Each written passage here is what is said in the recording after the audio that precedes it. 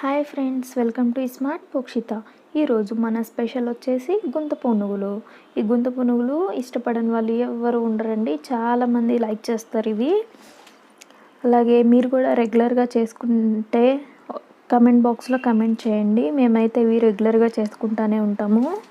ఇవి మా ఇంట్లో చాలా లైక్ చేస్తారు. నేను చూపించే విధానంలో కానీ మీరు కూడా చేసి పెడితే మీ ఇంట్లో కూడా చాలా బాగా లైక్ చేస్తారు. రోజు ఇవే కావాలంటారు. దోశ పిండి ఉన్నప్పుడల్లా దోశ వద్దు, గుంత పునుగులే కావాలని అడుగుతారు. సో రెసిపీలోకి వెళ్ళిపోదామా? ఎలా చేయాలో ఈజీగా చూపిస్తాను, చూసి ఫాలో అయిపోండి. ఇప్పుడు దోశ బ్యాటర్ని ఒక గిన్నెలోకి తీసుకొని పల్చగా వీడియోలో చూపిస్తున్న విధంగా కలుపుకోవాలి. ఇప్పుడు దీంట్లోకి టేస్ట్కి సరిపోయినంత సాల్ట్, అలాగే దీంట్లోకి కొంచెం పసుపు, దీంట్లోకి 2 పచ్చిమిరపకాయలు సన్నగా తరిగి పెట్టుకున్నవి వేసుకోవాలి. మీకు కావాలంటే పచ్చిమిరపకాయల పేస్ట్ అయినా వేసుకోవచ్చు. మీడియం సైజు ఉల్లిపాయలు 2 సన్నగా తరిగి పెట్టుకొని వేసుకోవాలి. దీంట్లోకి 2 టేబుల్ స్పూన్స్ పచ్చిపప్పు, అలాగే కరివేపాకు కొంచెం. మీకు కావాలనుకుంటే కొత్తిమీర కూడా వేసుకోవచ్చు, నేనైతే వేయట్లేదు.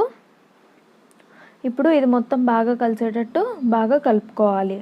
ఇలా బాగా కలుపుకున్న తర్వాత చూడండి, పసుపు లైట్ కలర్లోనే ఉంది కదా, కాబట్టి ఇంకొంచెం పడుతుంది. ఎల్లో కలర్లో ఉంటే సరిపోయినట్లు. నేనైతే ఇంకొంచెం పసుపు యాడ్ చేసుకున్నాను. ఇప్పుడు ఇది మొత్తం బాగా కలిసేటట్టు కలుపుకోవాలి.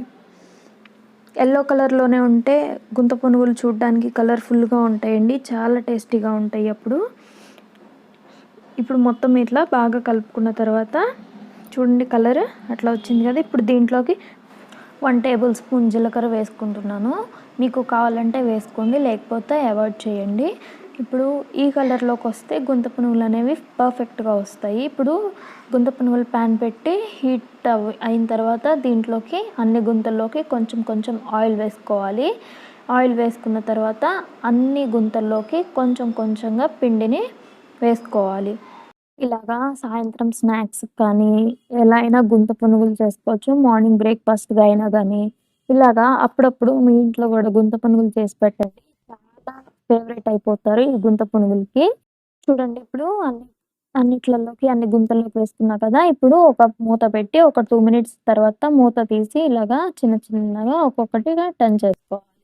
ఇలాగా అన్నిటిని జాగ్రత్తగా టర్న్ చేసుకోండి. ఇలా టర్న్ చేసుకున్న తర్వాత అన్నిటినీ దీనిపైన కొంచెం కొంచెంగా ఒక్కొక్క దానిపైన ఆయిల్ డ్రాప్ వేసుకోండి. అప్పుడే ఏంటంటే వెనకాల కూడా బాగా ఉడుకుతుంది. ఇవి లో టు మీడియం ఫ్లేమ్లో అడ్జస్ట్ చేసుకుంటూ ఉడికించుకోవాలి. అప్పుడే లోపల ఉడుకుతాయి, పైన కలర్ కూడా వస్తుంది. హై ఫ్లేమ్లో పెట్టి కానీ మీరు ఉడికించినట్లయితే పైన మాత్రమే కలర్ వస్తుంది, లోపల అస్సలు ఉడకవు. ఇలా ఆయిల్ వేసుకున్న తర్వాత కూడా ఒక 2 మినిట్స్ అలాగా మూత పెట్టి తీసి ఇప్పుడు పర్ఫెక్ట్గా ఉడికిపోయినాయి. ఇప్పుడు దీన్ని చిన్న చిన్నగా తీసుకొని ప్లేట్లోకి ట్రాన్స్ఫర్ చేసుకోవడం అంతే. చాలా సింపుల్ అండ్ ఈజీ రెసిపీ కదా. ఈ రెసిపీ మీరు కూడా రెగ్యులర్గా చేసి పెట్టారంటే దీనికి ఆల్ టైమ్ ఫేవరెట్ అయిపోతారు. ద వరల్డ్ బెస్ట్ రెసిపీ అండి ఇది, గుంత పునుగులు. ఇలా అన్నిటినీ తీసుకున్న తర్వాత మళ్ళీ అదే ప్యాన్లోకి అన్ని గుంతల్లోకి మళ్ళీ ఆయిల్ వేసుకోవాలి కొంచెం కొంచెంగా. మళ్ళీ మిగతా పిండిని కూడా అంతే వేసుకొని ఇది మిగతా వాటిని కూడా అలాగే లో టు మీడియం ఫ్లేమ్లోకి అడ్జస్ట్ చేసుకుంటూ ఉడికించుకోండి.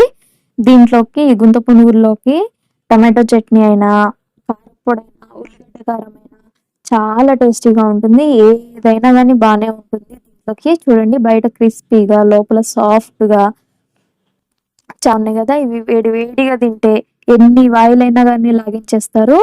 నేను చూపించిన విధానంలో కానీ మీరు చేసి పెడితే 1కి 2 వాయిలు లాగించేస్తారు.